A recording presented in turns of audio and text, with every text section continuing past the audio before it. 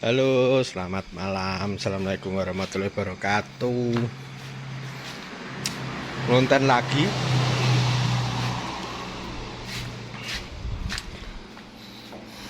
Ngonten lagi. Ini pakai wedang kopi. Ini pakai rokok.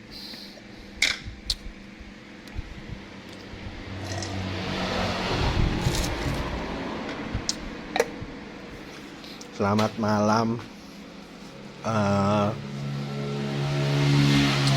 Konten gabut lagi.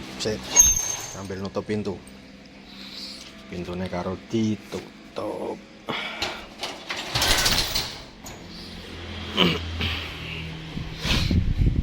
Hari ini kontennya apa ya? Sambungan konten yang kemarin bukan.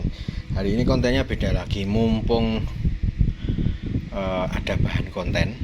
Jadi bahan kontennya tentang perknapotan, knalpot Eric King. Kebetulan masih ada stok satu, karena knalpot ini ya hitungannya masih bestseller juga untuk kiriman-kiriman daerah Kalimantan. Orang-orang lama dulu, maksudnya anak-anak Eric King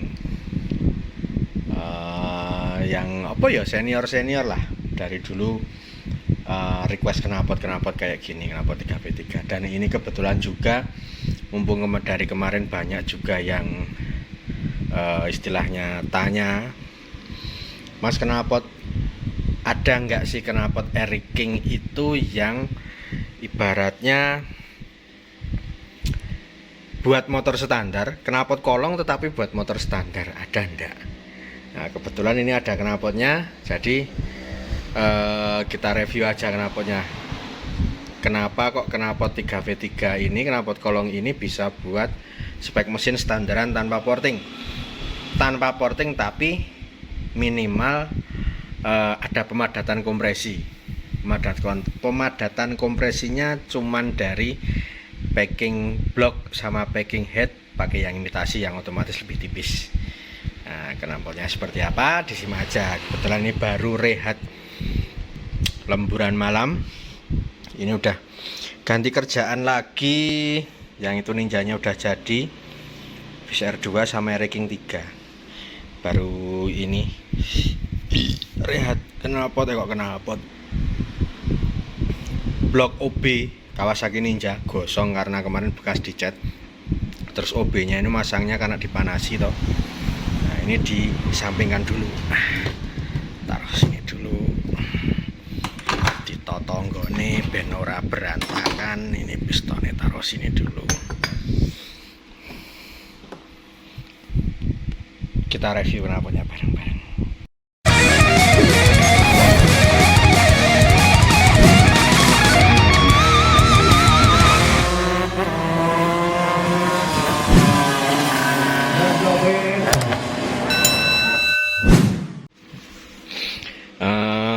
Knalpotnya ini knalpotnya seperti ini sih.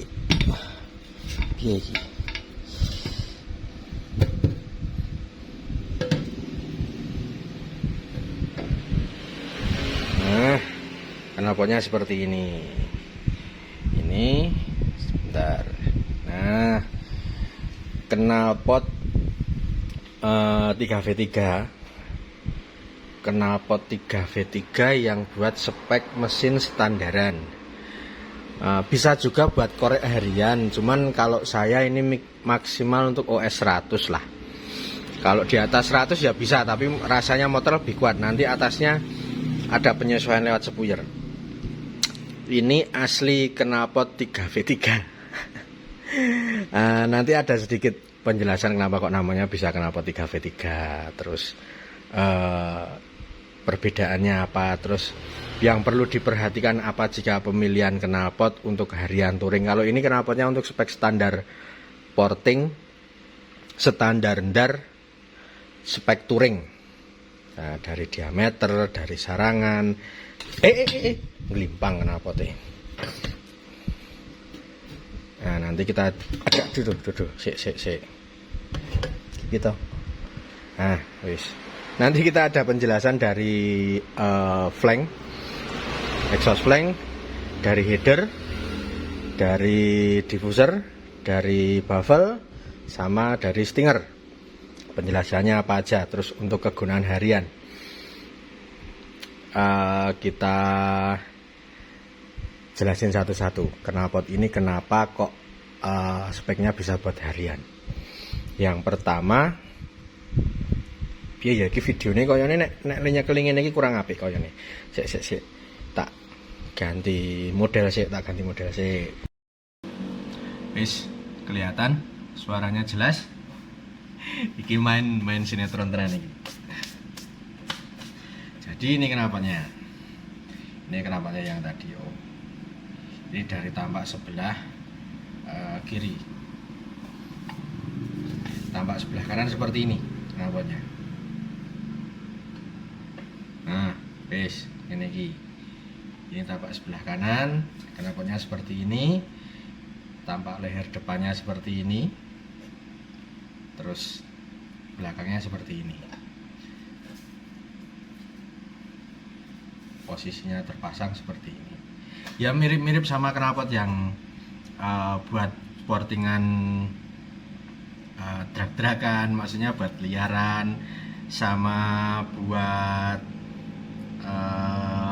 liaran sekiloan, sama liaran yang liaran, sama spek touringan. Mirip-mirip, cuman bentuknya lebih kecil ini. Sekarang ke apa sih ya? Ke perbedaan dulu. Kenapa kok knalpot 3V3 ini karutut, Bos?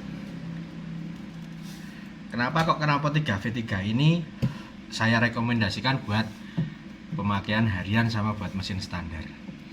Pertama, karena kebetulan juga knalpot ini sudah dari dulu, maksudnya saya dari 2014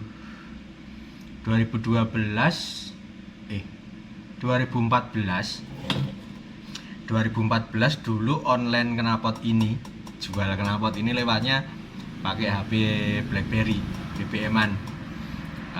Dulu yang ngambil ke saya ada beberapa orang-orang Kalimantan, ada Mas Rian Cobra Tapin, Rian Botol kalau panggilannya dulu, tapi entah sekarang kenapa orangnya kemana kurang paham. Terus ada Mas Yanto Bikers Banjarbaru, Ricky Yanto itu yang Mas tentara. Nah, itu juga ada yang ngambil ini. Terus ada juga Mas siapa, parking Palangkaraya kuwi, lali aku jenenge, yang orangnya di sipir penjara itu, Mas sopo ya, koncone Mas Yanto parking, tapi sopo ya,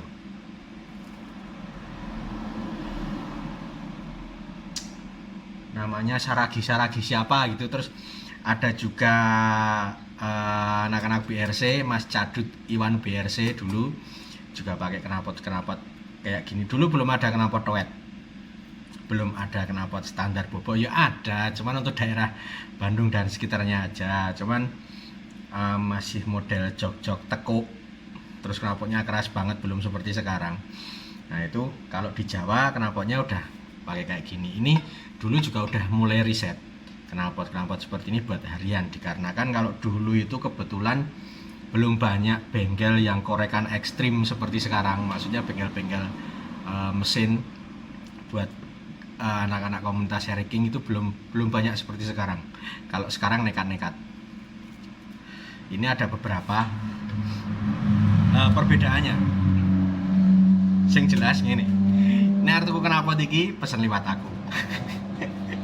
Ini harganya 350 knalpot ini. Garansi. Maksudnya garansi ini nek ora kepenak balik ke knalpote ngono kuwi. Tapi insyaallah kepenak. Jadi kalau knalpot 3V3 seperti ini, kalau pesen di saya, ini kebetulan bikinan teman saya. Enggak tak labeli. nggak usah label-label apa gitu, tapi ya gimana, nggak usah, polosan aja knalpotnya ini. Ini harganya 350.000 sesuai spek. Kalau maksudnya spek harian, nanti misalkan speknya karbu pakai apa, pengapian apa, terus oversize berapa, mesinnya gimana, itu kalau harian sekitar 350. Tetapi kalau untuk liaran beda lagi, selisih 100.000, 450.000 harganya. Ini knalpotnya kita review. Kita mau dong situ review ya. Untuk knalpotnya ini sebutannya, kenapa kok katanya knalpot ini sebutannya knalpot 3V3? Karena sebutan knalpot 3V3 itu katanya dulu di awal mulanya di Surabaya kalau nggak salah. Jadi knalpot 3V3 itu sebenarnya aslinya dari kata volume 33. V-nya itu volume 33 cuman dikasih tengah gitu. Nah, kebetulan juga saya nyobanya itu kebetulan juga V-nya itu volume 33, tak coba ke sini. Tapi yang jelas bukan cuman itu saja. Dari pemilihan flank, dari model lehernya, dari diameter lehernya nanti ada perbedaannya. Kemarin seperti yang dipasang RK-nya yang orang parking itu, Bang Ucok namanya, Bang Ucok Parking, pernah punya RK, kepalanya Vino, warnanya hijau Tosca itu. Yang pertama pemilihannya kenapa knalpot ini bisa buat harian, itu diameter flanknya ini. Nah, diameter flanknya ini pakai yang diameter kecil seperti diameter standar knalpot racing. Ini diameternya kita ukur dulu berapa.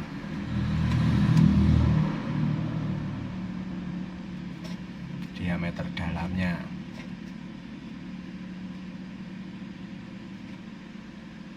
35, kelihatan 35. Diameter flank dalamnya kelihatan kan, besarnya 35. Sama seperti diameter standar, diameter dalam standar untuk knalpot standar racing. Nah, jadi kan di edisi yang kemarin sudah tak jelasin kalau diameter flank ini juga berpengaruh dengan tenaga mesin. Kalau flanknya besar, atasnya lebih jalan, tapi bawahnya ada loadingnya. Terus ini pemilihannya sama seperti pemilihan diameter standar knalpot racing. Terus kedua, yang bikin beda itu bentuk leher. Nih, bentuk lehernya keluar dari flank itu dia agak sedikit landai. Jadi sudah ada nekuknya, kelihatan kan? Sudah ada nekuknya. Ya, terus perbedaannya antara knalpot yang ada nekuknya, maksudnya headernya ini, header yang lurus kayak yang buat road race itu, sama yang nekuk seperti ini, itu turbulensinya. Kalau turbulensi itu ada hubungannya dengan power juga. Semakin besar turbulensi, semakin besar powernya, tapi atasnya ada sedikit nahannya. Untuk turbulennya lebih besar, yang tendangan baliknya lebih besar, yang lehernya langsung nekuk seperti ini.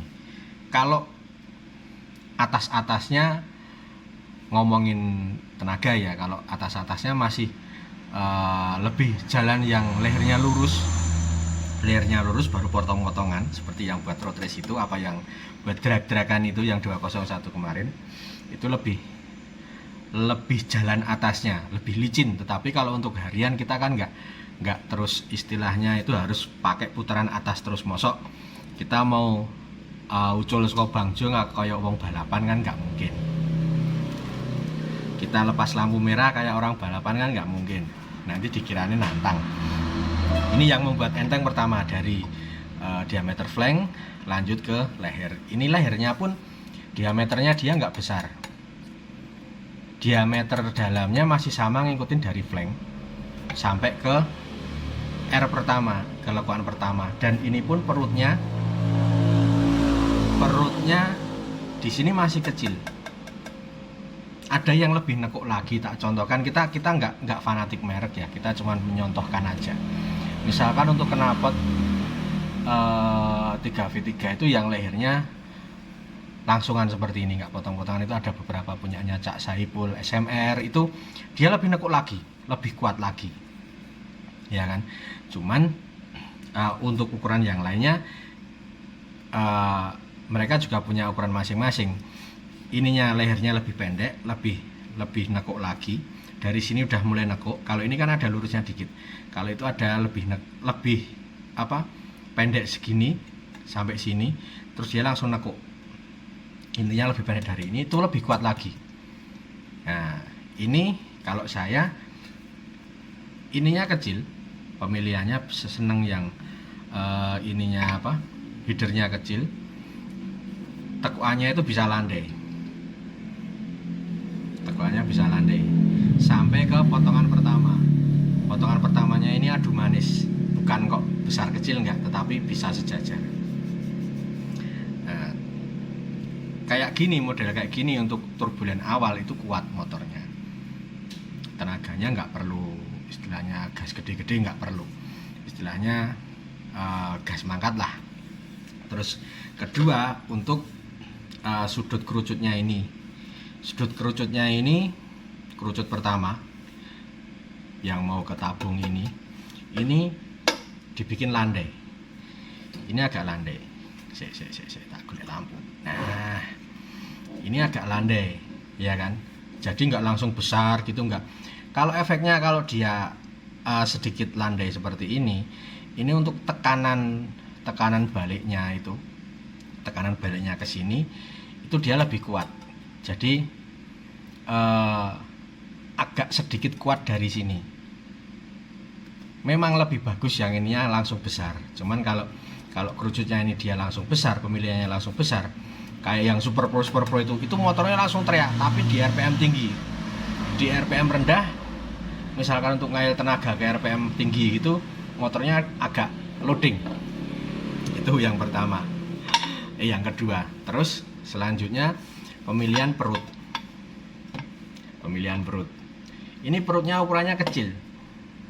Ukurannya 33 sesuai namanya. 3V3. Jadi volume 33. Ini lingkarnya ini ukurannya 33. Ini bisa dipakai sampai motor oversize 100 korek harian. Kalau pada umumnya tabung knalpot ini, kalau untuk yang dijual di pasaran itu biasanya ukurannya sekitar 35 pada umumnya loh. Nggak usah nyebut merek, dari beberapa merek aja lah, rata-rata ukurannya 35. Cuman kalau ukurannya 35 bawahnya agak sedikit ada loadingnya. Makanya kalau saya seneng perutnya itu kecil. Memang dilihat knalpotnya itu agak kecil, tetapi untuk suara sama untuk tenaga insya Allah kalau untuk motor spek standar tanpa portingan. Tapi catatan lo ya, bloknya belum OB. Standar tanpa portingan maksimal oversize 100 dan belum OB, belum bubutan headnya. Kalau bubutan headnya nggak masalah. Itu knalpot seperti ini, tabung seperti ini itu masih mampu. Maksudnya bawahnya nggak loading banget. Nah, terus yang selanjutnya itu ini kerucut yang mau ke sarangan, yang mau ke stinger, itu dia agak panjang juga. Jadi ada beberapa hubungannya dengan panjang sarangannya ini. Panjang sarangannya ini, semakin panjang sarangan semakin panjang nafasnya. Kalau ini dipendekin, misalkan dipotong 1 cm, ini motornya makin cepat teriak. Makin cepat teriak, cuman atasnya kurang sedikit jalan lah. Kalau biasanya kalau saya tak patok seperti ini, misalkan motornya kurang cepet teriaknya, ini tinggal potong 1 cm, 1 cm, 1 cm. Maksimal pendeknya sekitar 2 cm dari las-lasannya ini, sekitar segini. Jadi masih ada jeda ini untuk ngeriset lah. Terus untuk diameternya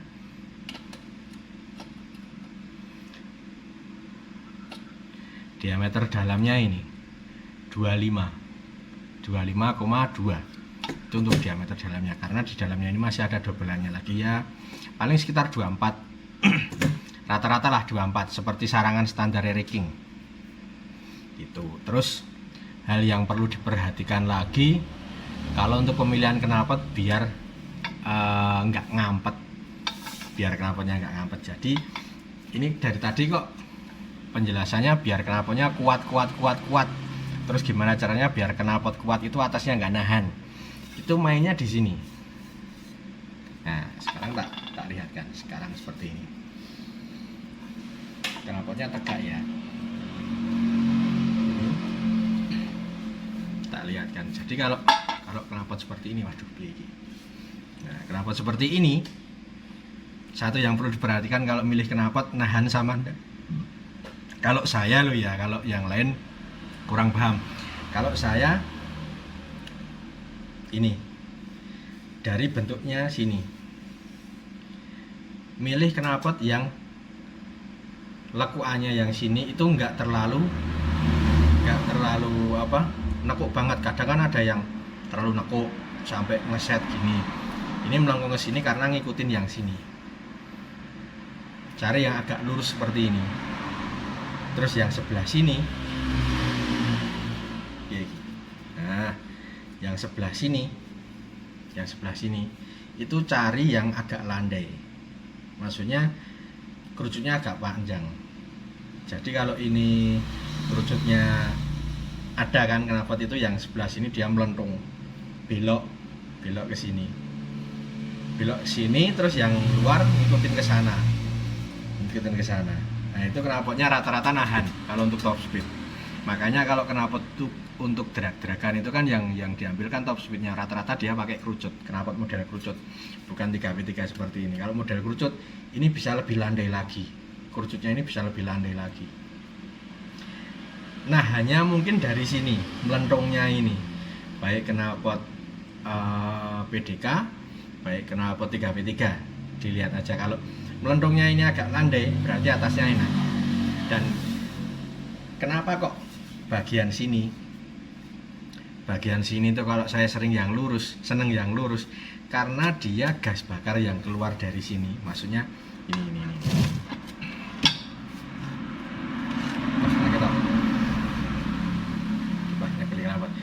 Dia gas bakar yang turun dari sini. Itu misalkan gasnya itu kenceng dari sini, itu bisa langsung masuk ke sarangan. Ya kan, kelihatan kan lurusnya ini. Wes, apa ya le? Jadi gini. Iya. Nah, gasnya ini lurus, nggak mentok di sebelah sini. Ada mentoknya dikit, cuma di sini masih ada bagian yang lurus dari sarangan ke perut knalpot. Ini. Itu insya Allah knalpotnya nahannya kurang. Dari atas dia ke sini. Kalau knalpot di sini beloknya banyak, maksudnya maaf lo ya.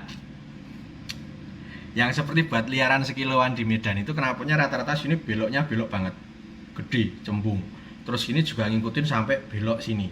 Jadi tabungnya di sebelah sini. Iya. Nah, tabungnya di sebelah sini, pas sebelah rokok ini. Jadi dia di sini, ini belok ke sini, belok gini, nggak lurus kayak gini, mirip sedikit lurus kayak gini. Jadi di sini nahannya nggak kurang lossnya itu gasnya itu ketahan di sini baru belok ke sini. Makanya atasnya ada sedikit ngampetnya. Makanya kalau untuk liaran-liaran rata-rata knalpotnya lebih lurus lagi dari ini. Cuman dari bentuk ya disamarkan lah biar nggak terlalu beda-beda jauh sama knalpot sana. Nah, seperti itu. Mungkin kalau ada contoh itu sebentar ya, tak kasih contoh.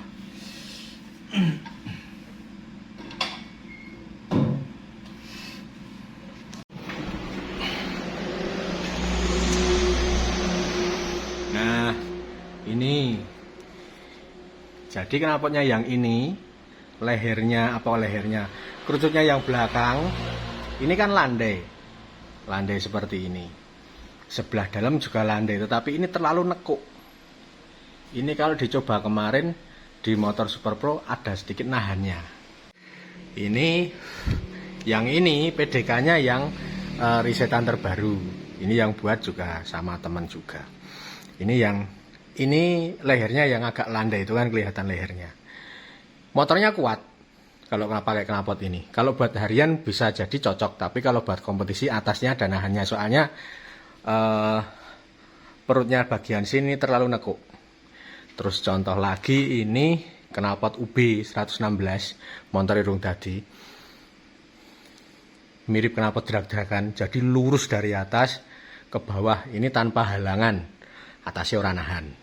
Terus yang ini, yang stainless ini knalpot SMR RXZ, ini perutnya bagus, ini landai ke sini, beda dengan yang ini tekuannya banyak, ya kan. Ini lebih nahan daripada yang ini. Cuman ini loadingnya karena knalpotnya pipanya panjang ini. Terus yang ini sama, mirip kayak yang knalpot tadi, yang kita review tadi. Cuman ini ukurannya 35. Terus ini knalpot Satria 2 tak. Terus yang ini knalpot Pekajaman yang buat Super Pro. Ya kan kelihatan kan, tabungnya sebelah sini agak landai dan sini masih ada lurusnya. Atasnya lebih jalan ini, dan ini lehernya ada lurusnya. Top speednya lebih enak ini. Kalau ini lebih kuat tapi ada nahannya. Gitu. Nah, mungkin untuk review knalpotnya, knalpot kayak gini, cuman seperti ini. Jadi yang kemarin tanya, Mas, knalpot yang 3V3 yang buat mesin standar ada, seperti ini modelnya, penjelasannya seperti tadi. Kalau cuman deket sini dicoba boleh, nek penak bayari, nek ora kepenak rasah, ngono kuwi. Saya tak lanjut kerja lagi, masih ada beberapa blok 1 2 3 4 5. Lanjut ke konten gabut lagi besok kalau pas ada waktu. Mungkin segini dulu. Assalamualaikum warahmatullahi wabarakatuh.